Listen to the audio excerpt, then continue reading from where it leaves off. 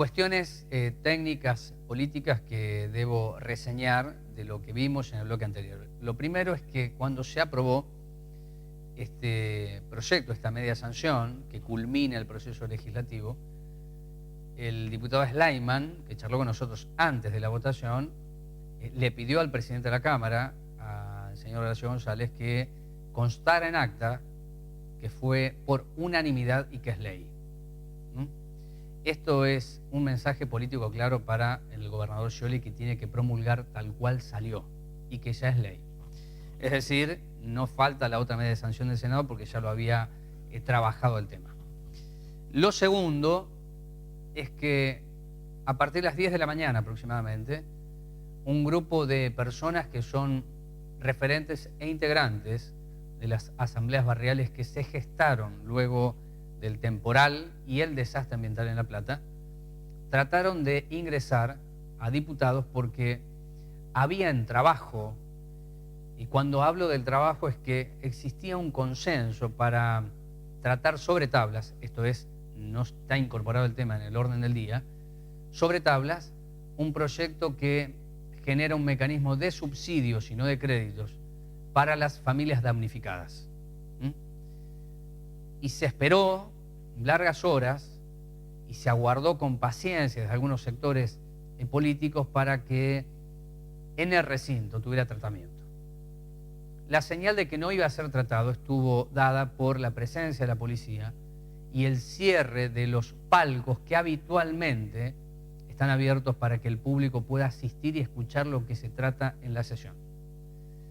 Y esta es una interpretación de mi parte que el no tratamiento tiene que ver con la imposibilidad económica del Poder Ejecutivo de responder a un esquema de subsidios porque lo hubiese hecho ya. Y entonces no quiso pagar el costo político, la Cámara de Diputados, sobre todo las autoridades que presiden la Cámara, de votar un proyecto que va a ser vetado por el gobernador. Esto que cuento generó en la diputada Rita Liempe, que es de UP, del Frente Amplio Progresista, mucha rabia y bronca, decepción, frustración, que lo dejó planteado en este pequeño audio sobre lo que institucionalmente no se hizo.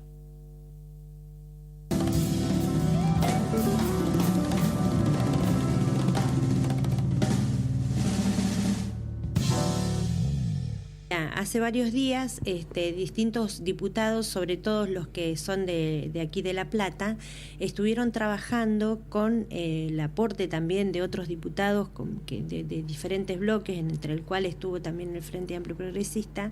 Se elaboraron un proyecto consensuando todos los proyectos que ingresaron con el fin de establecer un sistema de subsidios para las personas que fueron afectadas por la inundación.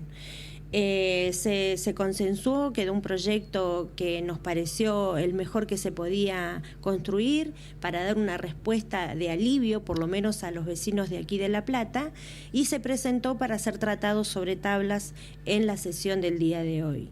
Lamentablemente no prosperó, no fue tratado y además de todo también se le negó el ingreso a los vecinos de las distintas asambleas barriales de aquí de La Plata, el ingreso a escuchar desde los palcos el tratamiento o la sesión, digamos, que también tuvo tratamiento de otros proyectos.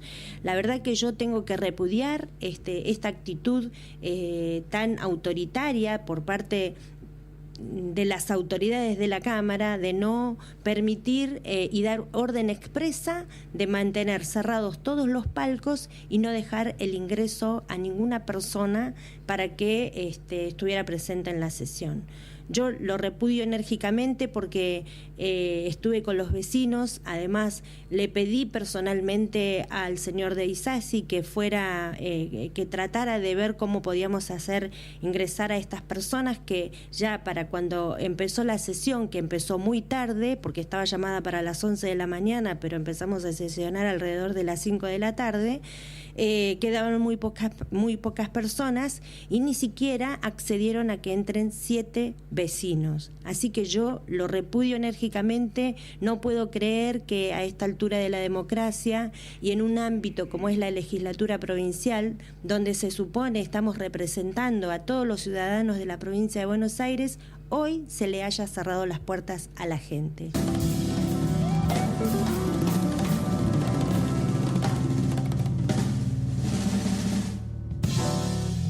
Y esto que podrían ser contradicciones flagrantes, mientras en diputados la decisión, como les comentaba, fue no tratar sobre tablas un proyecto que tiene un costado político, social, pero económico en una provincia que no le sobra nada, a una gestión que no le sobra nada, cierra, oblitera el paso a los vecinos para escuchar en el recinto que no iba a ser tratado. Es decir, en ningún momento se dijo en la sesión que no se iba a tratar el proyecto. Eso se trabaja en labor parlamentaria, que es la previa al ingreso de los diputados al salón donde exponen, discuten, levantan la mano, aprueban o rechazan aquellos proyectos que están en el orden del día o los que aparecen sobre tablas. Mientras en diputados la decisión fue esta, en el Senado, en un auditorio, avalado, claro está, el movimiento por el vicegobernador Mariotto, por el presidente de la Comisión de Derechos Humanos, fue a exponer el doctor Luis Arias, que es juez en lo contencioso administrativo de La Plata, junto al doctor Julián Axat, que es defensor oficial del Fuero de Responsabilidad Penal Juvenil de La Plata, toda aquella documentación e información que revela irregularidades y perversidades, así dicho por el doctor Arias, cometidas por el gobierno de la provincia de Buenos Aires en la figura máxima de Daniel Scioli. Traducido, en el Senado se abría la puerta a que los representantes de las asambleas barriales escuchasen lo que tenía Arias para contarles a ellos y a la prensa nacional y provincial. Antes de ir a lo que dejó Arias, que es muy impresionante, quiero compartir con ustedes el testimonio de una damnificada. Magdalena tuvo que encontrar el cuerpo de su suegro a pocas cuadras del lugar donde éste trabajaba. El agua lo arrebató de su taller mecánico y ella tiene mucho para decir respecto a la prestación del Estado y la ausencia del mismo. La primera parte es esta.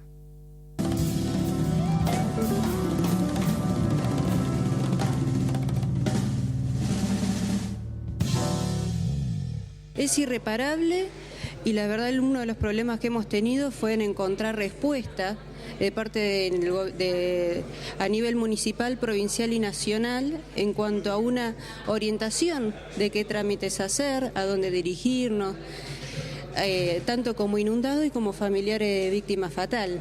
No hay ningún tipo de oficina centralizada, ningún tipo de teléfono a donde llamar. Llamas a los teléfonos que figuran en todos lados y te dicen que no hay decreto oficial, que no hay, que vas al ANSES y que por no ser monotributista no te corresponde nada, por ser empleado en relación de dependencia, por no percibir ningún plan no te corresponde nada. Y nos lo han dicho con lágrimas en los ojos los empleados del ANSES. Y ese tipo de respuestas, imagínate, con un familiar fallecido, estás boyando, golpeando oficinas y que nadie te sepa dar una respuesta a dónde ir, es bravo. Digamos que la experiencia es traumática para todos, pero fundamentalmente es una ausencia de todo aquello que suele decirse que está. Hemos recibido, por suerte, mucha contención y ayuda de parte de vecinos y a nivel comunitario. La comunidad, los vecinos, los amigos, los familiares estuvieron presentes, pero de ahí para arriba nadie. Falta esa contención, falta esa respuesta. Es simplemente tan fácil como una respuesta, una orientación. Estamos perdidos. Magdalena, vos me decías antes de comenzar esta charla que tu suegro es uno de los primeros que es encontrado ubicado sin vida y que tal vez eso, y aún escuchándote, favoreció en parte al reconocimiento de un listado oficial. Y hay personas que todavía no son reconocidas en su dolor por la pérdida de familiares directos, seres queridos. Tal cual, yo digo que tras todo esto nosotros tenemos la tranquilidad que no estamos luchando porque se lo incluya en un listado oficial. Tenemos la suerte dentro de la desgracia de que fue uno de los primeros reconocidos. Imagínate que a todo esto estuviéramos además intentando que se lo incluya, se lo reconozca como un fallecido oficial. Eso es lo que yo te estaba planteando antes.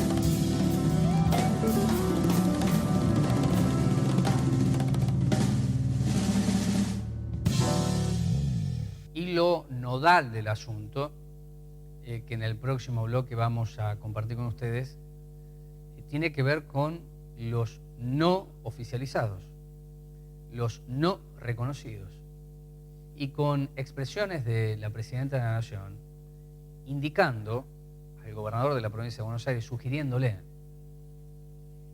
que tome con responsabilidad este tema.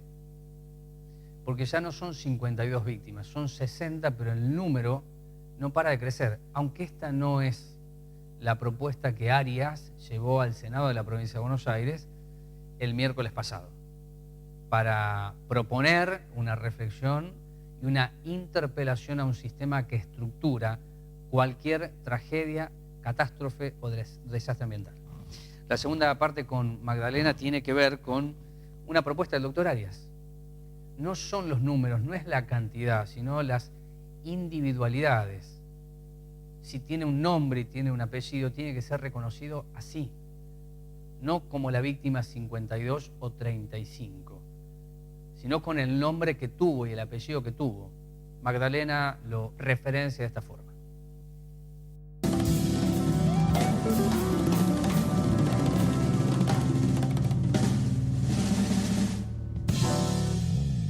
A mí lo que me importa, que en el caso de lo que está haciendo el juez Arias, como él dice, es, estos no son 60, no es un número, sino que todos tengan nombre y apellido, porque esa gente tiene familia, que la familia pueda saber que el momento en el que en algún momento se instrumenta algún tipo de ayuda, que se le acerque la ayuda a estas familias de estos fallecidos, que no sean 60, lo que no importa es el número en sí, sino los nombres y apellidos de esas personas, qué les pasó a cada persona, y que la familia tenga esa tranquilidad. Es decir, no andar peleando como están haciendo ahora, de qué les pasó, dónde están, porque es un laberinto de cosas que no tendrían que estar teniendo esta preocupación la familia en este momento. Y lo que me da escuchar al juez Arias me da un poco esta tranquilidad, decir, bueno, no somos nosotros solos, sino que hay una persona que está opinando lo mismo, por lo menos pareciera que va en este camino. ¿Y tenés dudas de que se puede seguir un camino en donde hay muchos intereses tocados? Y estoy hablando del registro de las personas, estoy hablando de una casa funeraria, estamos hablando de funcionarios por encima de un registro de las personas, estamos hablando de que las decisiones políticas se tomaron desde el gobernador que dijo son 52 y no más. Yo en ese sentido no quisiera opinar en cuanto a si hay o no hay, o especular si hay interés o no hay interés. Por lo pronto lo que hay es el trabajo mal hecho. Con eso, eso es lo que es obvio, sin ningún tipo de especulación, en la conclusión a la que ya podemos llegar. Evidentemente no han trabajado bien.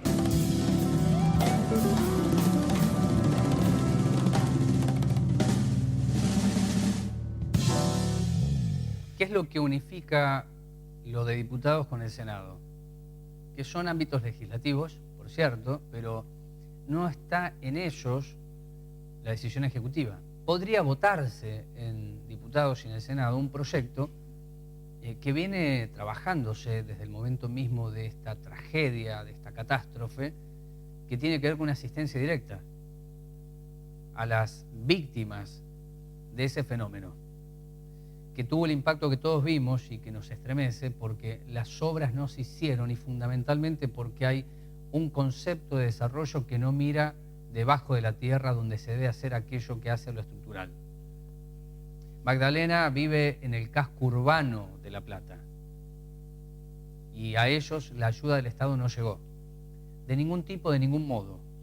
Y es en ese casco urbano de La Plata, muy cercano al centro del poder, donde las asambleas barriales crecen e interpelan al intendente Bruera y, por cierto, llegan hasta el mismísimo gobernador. De allí que la pregunta final para Magdalena, que es una víctima de lo ocurrido, es si la asistencia económica se espera, si hay alguna señal, hay alguna certeza sobre esto que importe mucho, porque son cientos de familias que lo perdieron todo. Hasta aquí no hay nada, y así lo dice.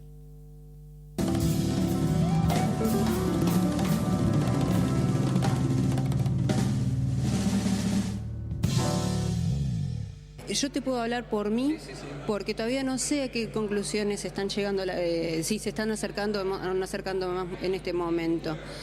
¿Qué tipo de ayuda?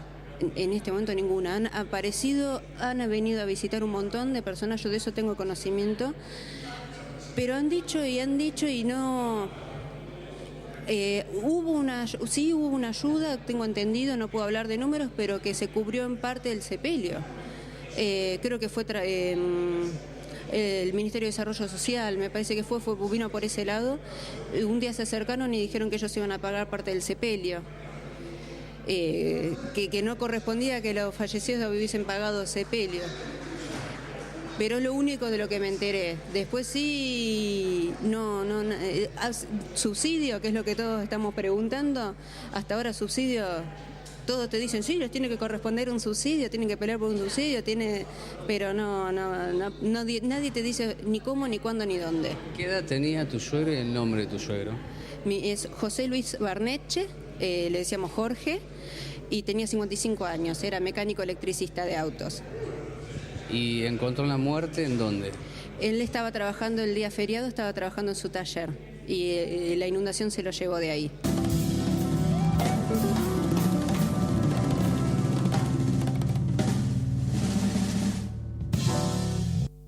Una aclaración que me parece necesaria, y lo dijo Magdalena: puedo hablar en mi caso y en el caso de mi vecina o aquello que conozco.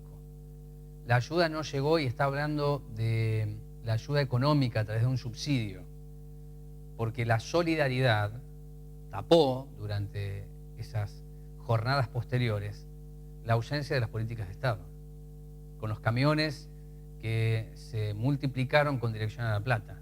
No está hablando de esa ayuda, está hablando de la otra, la que no encuentra respuesta ni eco porque la provincia está en crisis y la nación en este caso no auxilia. Vamos a la pausa y luego nos ubicamos en las poderosas e increíbles declaraciones del doctor Luis Arias en una exposición que duró más de 40 minutos y dejó al desnudo las irregularidades y la estructuración de la mentira y la impunidad. Ya venimos.